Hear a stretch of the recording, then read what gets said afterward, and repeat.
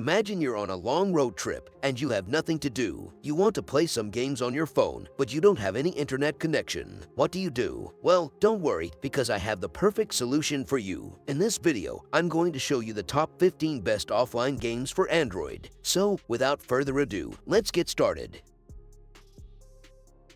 Number 15.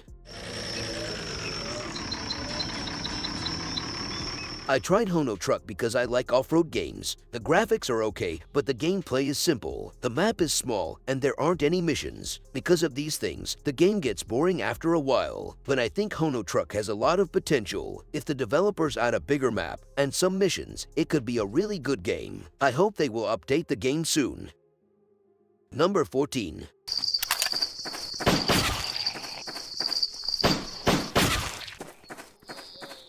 Zombie Ranch Simulator is an interesting mix of farming and survival. It's fun to build your farm and watch your crops grow, but the zombie part is really hard. There are too many of them, and they come really fast. You have to spend a lot of time just defending your farm. Overall, it's an okay game to play if you like farming and zombies, but it could be better.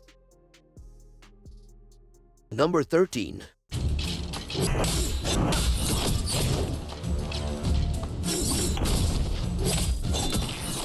Immortal Prince reminded me a bit of a mobile version of Hades. The combat is fast-paced, with big flashy skills and lots of action, just like in Hades. You can also upgrade your character in different ways, which is a cool RPG element. If you're looking for a Hades-like experience on a lower-end device, it's worth a try, but don't expect the same level of storytelling.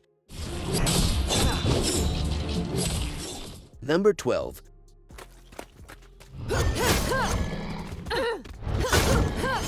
Explorer Elen 3D is a fun game to pass the time. The graphics are pretty good for a mobile game, and I like the idea of exploring a strange planet. You basically just run and shoot the whole time. I also think the game is too easy. I didn't feel challenged at all. If you like action games and don't mind simple gameplay, you might enjoy it. But if you're looking for a challenging or deep experience, this probably isn't the game for you.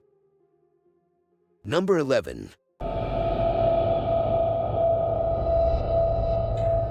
Don't Be Scared is a scary mobile game. If you shake your phone too much or scream, the game ends. I like this because it made me stay quiet and really scared. The only bummer is the game is super short. You just find 5 things and then it's over. Still a fun scare for a short time.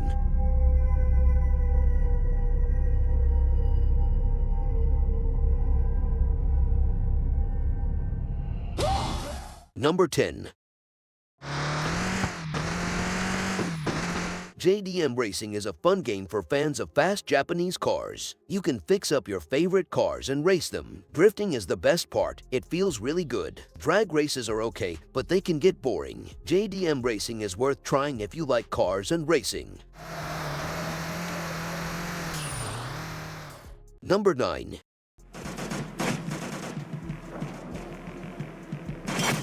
Justice Gun 2 is a game that puts you in the shoes of a special agent who has to fight against terrorists and criminals. The game has more than 60 levels, each with a different objective and setting. It's worth a try if you like shooting games, but don't expect too much from it.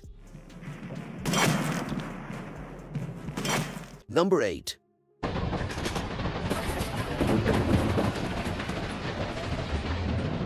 Tornado Alley is a game where you control a tornado and destroy stuff. The idea of controlling a tornado and destroying everything in sight is fun. It's satisfying to watch buildings crumble and cars fly through the air. The graphics are decent. I think the game could be improved with more variety, maybe different types of tornadoes with special powers. It's okay game for killing some time.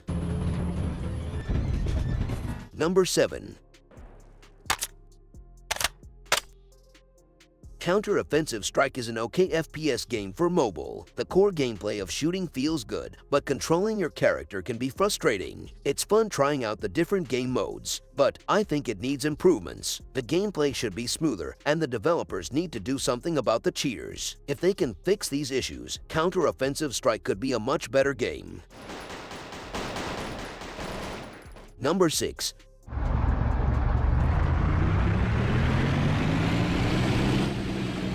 Offroad Masters is a game where you drive big cars on rough roads. I like that there are different types of cars and places to drive, like mountains and forests. It's challenging, and sometimes the controls are hard to use. Overall, Offroad Masters is good for passing time, but it's not the best driving game I've played. Number 5.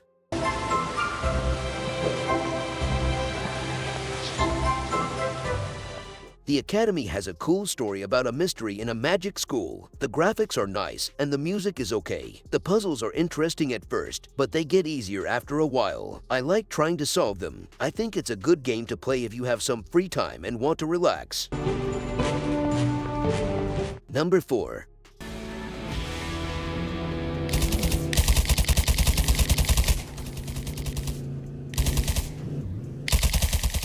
Gang Spider is an open-world crime game. The city looks cool and the graphics are good. It's made by the same people who made Spider Fighter. It's a good game to pick up for some quick action. I hope the developers continue to update the game with new content and improvements.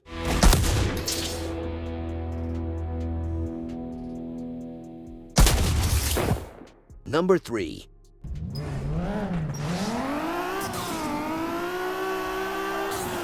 Drift Legends 2 looks nice at first with its cool graphics and many famous drift cars. The controls work well, and the tracks are fun to race on. It's fun to start as a beginner and slowly become a better drifter. It's not like other racing games where you can change lots of things. Drift Legends 2 is an okay game for drifting, but it could be better if you could change more things about the cars and have different kinds of races to do. Number 2.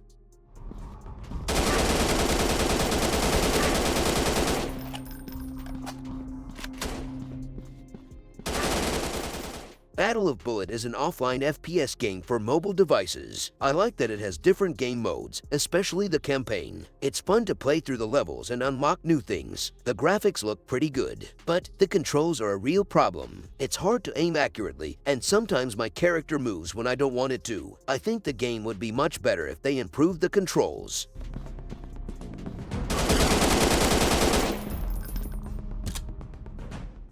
Number 1.